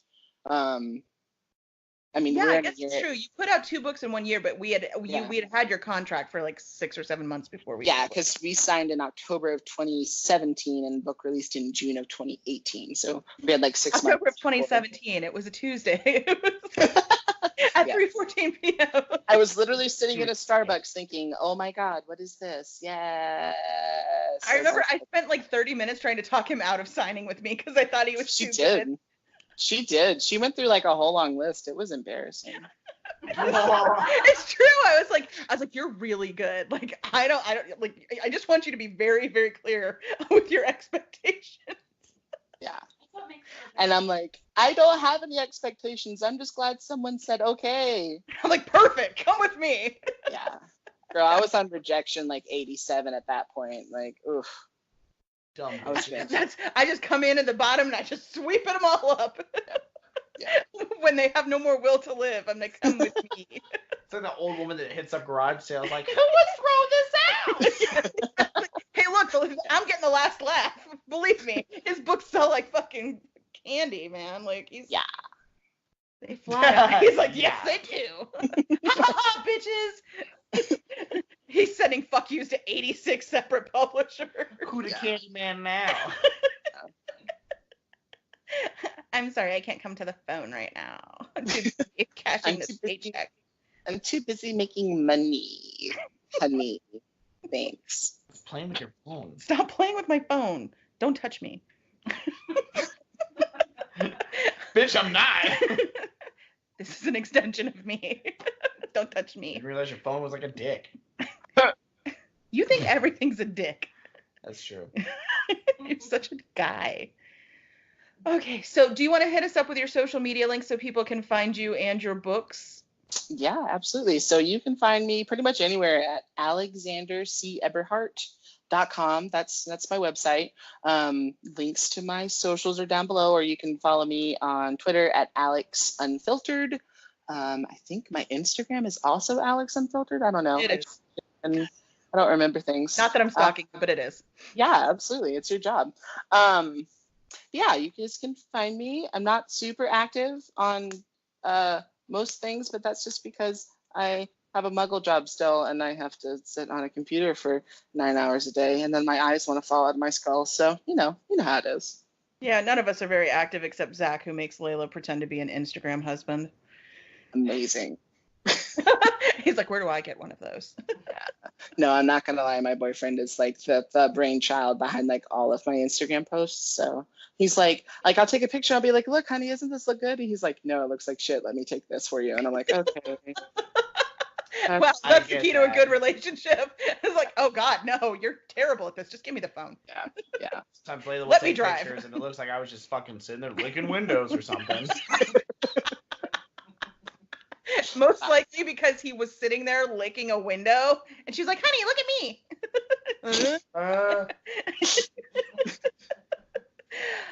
This has been too much fun, but we've got to cut it off because we've exceeded our amount of time. Okay. Well, if we have to. Well, it's not like I'm not going to talk to you in like 20 minutes online. That's true. Let's go text me. Okay, bye. Bye. Toodles. Okay, I really like that kid. I love him. He's my sweet baby angel. I love him so much. Oh man, that was great. You can tell he puts a lot of himself in his He books. does. He's very funny. He's like it's the first thing I noticed about him when I read his manuscript is the first paragraph, like when he's talking about his mom and and how she's setting a formidable pace as she goes through the mall. And he's like, and she has her yoga pants on and her sneakers or some shit. And I just had this perfect vision of just like my mom when she's like on a mission through the mall. You know, he's trying to keep up. And he has this whole thing about Chick-fil-A that just killed me. Christian chicken, as we like to call it in the book. Yeah. You know, we don't want to call anybody out, Chick-fil-A, you fucking assholes. By the way, they don't sponsor this podcast. If you haven't noticed. But I feel like we're thoroughly sponsored by Dick-fil-A. Yeah, right? If we could find somebody who's like a Chick-fil-A but liberal, that'd be awesome. Because waffle fries. I know, right? Fucking assholes. Why can't you not be dicks? And I've had waffle fries from other places and like from the store, the freezer section. It's never Never as the good. same. Oh. It's like Fucking funny because Chick-fil-A. online it's like people are like, we know that everybody likes the Chick-fil-A sauce, so here's the damn recipe so you can quit giving them your business. You're welcome. And it's the recipe. And I'm like, can somebody fucking do that with waffle fries? Yes. The dogs get it. Yeah, Levi is very unhappy with Chick-fil-A. Yeah. Well, He wrote a strongly worded letter just the other day. and they got him fired from his job. Now he just sits at home grumbling like the sad old Did you hear man about that he guy is. that was like, now, he was being a real big twat waffle to like the 16-year-old girl that worked. He was in the drive-thru and he went through and ordered a water because to like protest Chick-fil-A. And then when he gets up to them, he's like videotaping himself and he goes, you should be ashamed of yourself supporting like a company like this. That's a 16-year-old girl. He makes this poor kid cry and he's blasting it on social media and all this stuff. So, well, he was some big investment broker making like $250 a year. He had like $250,000 in like stocks and all that shit. 2 days later, he was fired because his job was getting so many bomb threats and shit like that. And so they lost everything, which I really feel bad because he had like a wife and 3 kids or something. And they end up working in a mobile home. And he keeps trying to get work, but every time like he gets an interview for like an agency or something and he goes in there to apply, somehow people find out that he was applying there and starts calling them making death threats. And they have to like, we were gonna hire you, but we can't. And I'm almost like, okay, he was a dick. I get it. But you guys are ruining his life because he made a bad decision for like 45 seconds. Yeah, I mean, it's not like he was being, I don't know, a racist or He a just kept homophobe even. He actually just, kept like, saying you should be ashamed of yourself for supporting a company basically against gays. But here's the funny thing is like a lot of gay people work for Chick-fil-A. Shocking. Alex worked for Chick-fil-A. That's why he knows so much about it. And, it's like they don't actively not hire gay people, and they're not even necessarily overtly homophobic. The problem is that they take all their profits and they funnel $2 million a year into anti-LGBT legislation. So even if they're not actively being dicks to gay people, they are still doing things that make gay people's lives harder. So I think like going and harassing a 16-year-old that's just trying to get through her fucking summer job to buy school clothes is a dick move. Is it worth losing a fucking job over? No. But still, it's just like, fucking just don't be a dick to kids. Like, come on. Pretty much. But it was funny because then he also wrote a book called Don't Be a Dick to Kids. Well, about what he learned from his experiences and the things that happened and what he's learned about dealing with people and how he's, how people can, it's just like one of those uplifting type books. And he had like a few hundred 1-star reviews and people just aggressively shitting all over his book. And when he was being interviewed, he's talking about that. And he goes, it's really frustrating and disheartening that I have like 600 1-star reviews and people are shitting all over the book. And the reporter's like, I can imagine. He goes, yeah, because I've sold 20 copies.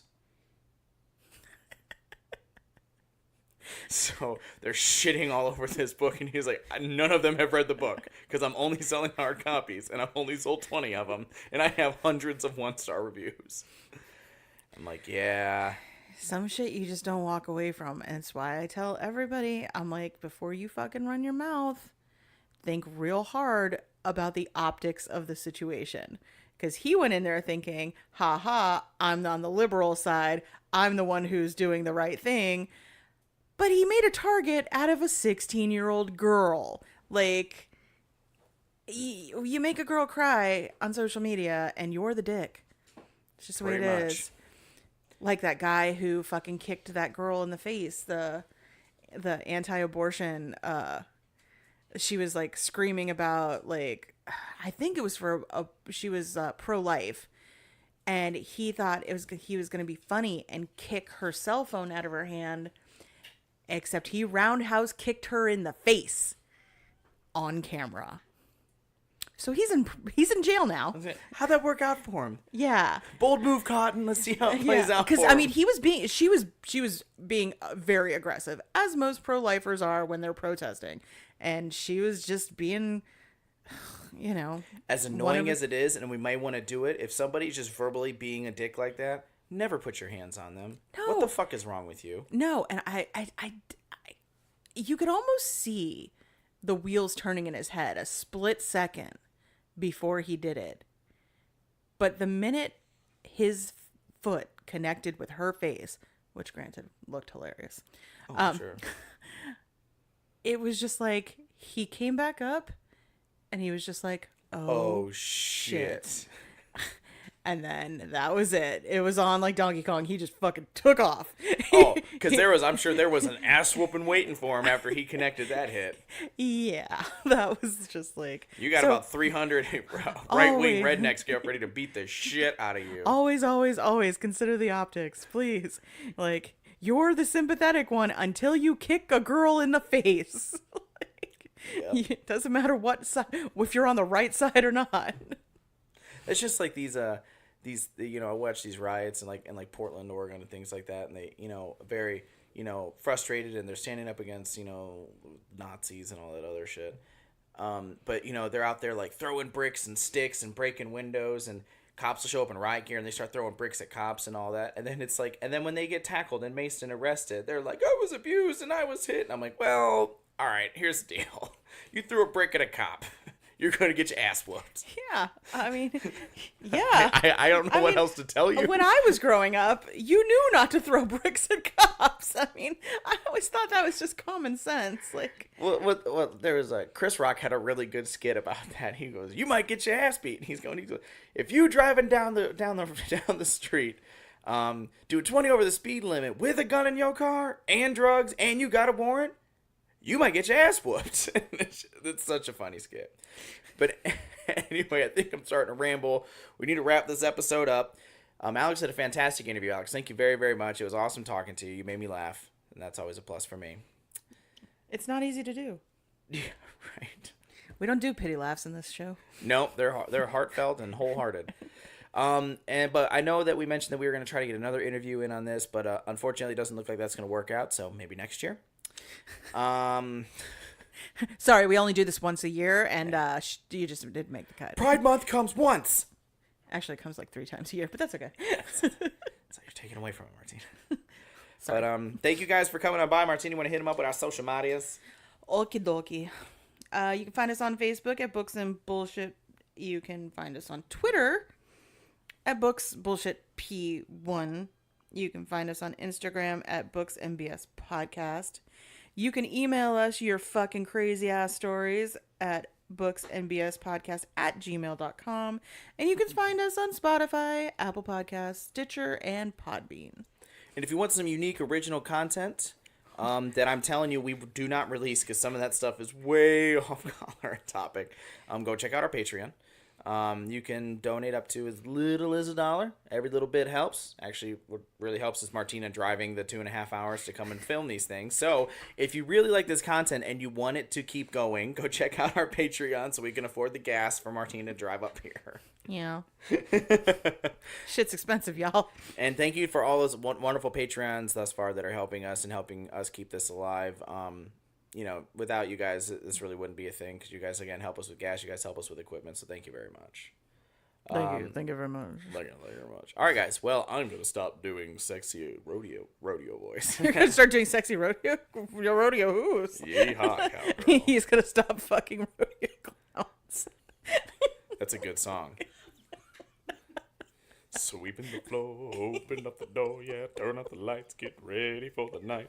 Nobody's romantic because it's too early for dancing, but here comes the music. What the fuck was that? If there's a song called fucking Rodeo Clown, I would like to know. It is. It's called Rodeo Clowns by Jack Johnson. You're kidding. It's a really good song. I was like, Jack Johnson fucks Rodeo Clown. No, not fucking Rodeo Clowns. It is just called Rodeo Clowns. Okay. All right, guys. Well, we're going to get the fuck out of here before this divulges. All right. Tune in for more fucking Rodeo Clowns next time. Later. Bye.